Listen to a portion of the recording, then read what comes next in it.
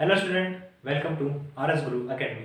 जैसे कि आप लोग भी जानते हैं, जीएस के लिए हमारे चैनल पर क्लासेस चली हुई है। कुछ क्लासेस पहले आ चुकी हैं, हिस्ट्री का सेक्शन चालू हो चुका है और हिस्ट्री के सेक्शन में हम अब कुछ नज़र डालते हैं सिकंदर के अभियानों पर। ठीक है। सिकंदर सिकंदर एक ऐसा महान व्यक्ति था, इसका एक मकसद था कि यह पूरे विश्व पर विजय करना चाहता था। ठीक है। तो सिकंदर उसने अपना अभियान चालू किया। ठीक है। उसने पहले क्या किया, यूरोप के कुछ क्षेत्रों पर कब्जा हासिल किया, मध्य एशिया या मध्य एशिया कुछ क्षेत्रों पर कब्जा हासिल किया।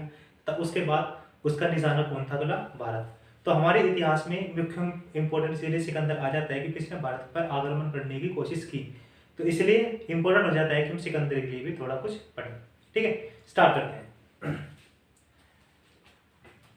फिलिप सेकंड का पुत्र कौन था? सिकंदर। और सिकंदर भी तृतीय सिकंदर, मकोदोनिया। ठीक है, ये मकोदोनिया के निवासी था सिकंदर। ठीक है, कहाँ पड़ता है मकोदोनिया?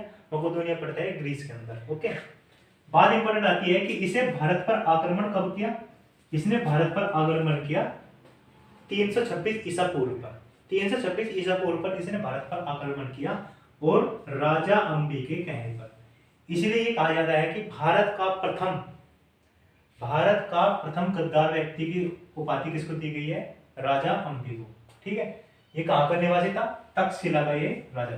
ठीक है, इसके बाद कुछ इंपोर्टेंट पॉइंट और आ जाते हैं कि सिकंदर के गुरु का नाम क्या था? सिकंदर के गुरु का नाम था अरस्तु। अरस्तु का गुरु कौन था? अरस्तु का गुरु था प्लूटो और प्लूटो का गुरु कौन था? सुकरात। सुकरात एक बहुत ही महान व्यक्तित्व थे जिनके बारे में हम पढ़ते आ रहे हैं बचपन से। तो इस तरीके से इनके गुरुओं का नाम भी आपसे पूछा जा सकता है। ठीक है, अब बात आती है जब सिकंदर ने भारत पर आक्रमण किया, तो सबसे पहले जब उन्होंने आक्रमण किया तो कहां पर आक्रमण किया? राजा पोरस पर। ठीक है, राजा पोरस पर सिकंदर ने सर्वप्रथम आक्रमण किया। ठीक है, उन पर आके जो राजा पोरस थे। राजा पोरस कहां पर थे? झेलम नदी। ठीक है, और झेलम नदी को क्या कहा गया है? हाइड्रोस्पस। हाइड्रोस्पस यहाँ पर आपको टर्मिनोलॉजी के क्वेश्चन पूछा जा सकता है कि हाइड्रोस्पस क्या है? हाइड्रोस्पस झेलम नदी है। ठीक है, इन्होंने राजा पोरस को हरा दिया तथा झेलम व चेनाब नदी के शासक को पराजित कर दिया। ठीक है, अब फिर उन्होंने भारत पर आक्रमण किया। ठीक है, उस वक्त उत्तर भारत में कौन शासक थे? उत्तर भारत में मगध साम्राज्य के शासक नंद शासक कौन थे? धनानंद। ठीक है, उस वक्त धनानंद थे। परंतु उसके पीछे एक कहानी आती है। कहानी इस तरह से है कुछ। धनानंद को हराने की प्रतिज्ञा किसने ले रखी थी? जो कौटिल्य थे। चंद्रगुप्त ने धनानंद को हराने की प्रतिज्ञा ले रखी थी और कौटिल्य ने किसको राजा बनाने की कसम ले रखी थी? चंद्रगुप्त मौर्य को। ठीक है, चंद्रगुप्त मौर्य को उन्होंने राजा बनाने की कसम ली थी। अब क्या हुआ? उसी वक्त सिकंदर ने आक्रमण कर दिया और सिकंदर एक ऐसा शासक था कि वो जिस जहां जाता था उसकी जीत निश्चित होती थी। उसकी सेना बहुत ही खतरनाक थी। तो अब क्या आया कि उत्तर भारत पर धनानंद का राज था और धनानंद के राज्य को आराम से हरा सकता सिकंदर। और अगर सिकंदर धनानंद को हरा देता तो भारत पर सिकंदर का कब्जा हो जाता। लेकिन कौटिल्य ने क्या सोच रखा था? कौटिल्य किसको बनाना चाहते थे भारत का राजा? चंद्रगुप्त को। तो अब क्या किया कौटिल्य ने अपनी नीति आजमाई कि क्या हुआ कि उन्होंने क्या कहा कि अगर वे झेलम नदी को पार करते हैं तो भारत एक किसका देश है? उन्होंने एक अफवाह उड़ा दी सिकंदर की सेना के अंदर कि भारत एक जादू टोने का देश है। ठीक है, जादू टोने का देश है। अगर आपने झेलम नदी को पार करके भारत में आने की कोशिश की तो आपको जादू टोना करके बस किया जा सकता है। तो इस अफवाह को पूरी तरीके से कंप्लीट करने के लिए उन्होंने क्या किया?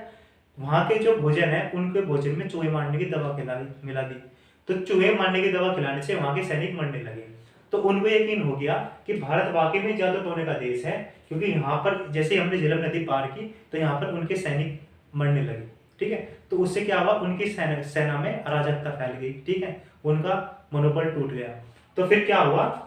फिर उनके सेनापति कौन थे? सिकंदर के सेनापति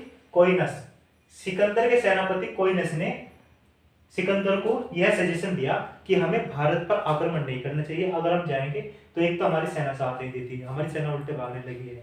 ठीक है, हमें किसी और क्षेत्र पर आक्रमण करना चाहिए। तो क्या हुआ? इस वजह से सिकंदर ने फिर भारत को छोड़ा, उत्तर भारत पर आक्रमण नहीं किया धनानंद के क्षेत्र पर, तथा में लौट गए। तो इस तरह से क्या हुआ? भारत सिकंदर के आक्रमण से यहाँ पर बच चुका। फिर क्या हुआ? फिर धनानंद को कौटिल्य यानी कि चंद्रगुप्त मौर्य ने हरा दिया था। फिर चंद्रगुप्त मौर्य का शासन आ चुका था। ठीक है। और आपसे क्या क्वेश्चन पूछ सकते हैं, सिकंदर के घोड़े का नाम पूछ सकते हैं। तो सिकंदर के घोड़े का नाम क्या था, बुकाफैल। तो बुकाफैल के नाम पर सिकंदर ने एक शहर भी बसाया था, तो इसलिए सिकंदर के घोड़े का नाम इंपॉर्टेंट हो जाता है। और फिर आती है सिकंदर की मृत्यु कब हो गई, 323 ईस्वी पूर्व सिकंदर की मृत्यु हो गई। 326 में तो आक्रमण किया था, 3 साल बाद इनकी मृत्यु होने के बाद फिर सिकंदर का डर खत्म हो गया, क्योंकि अब ये मर चुके थे तो वो दोबारा आक्रमण नहीं कर सकते थे। तो इस तरीके से सिकंदर के बारे में आपसे कुछ पूछ सकते हैं। तो मैंने आपसे बहुत अच्छी तरीके से कंप्लीट डिस्कशन किया है। अगर आपको कोई डाउट हो तो आप कमेंट सेक्शन में बता सकते हैं। ठीक है, धन्यवाद।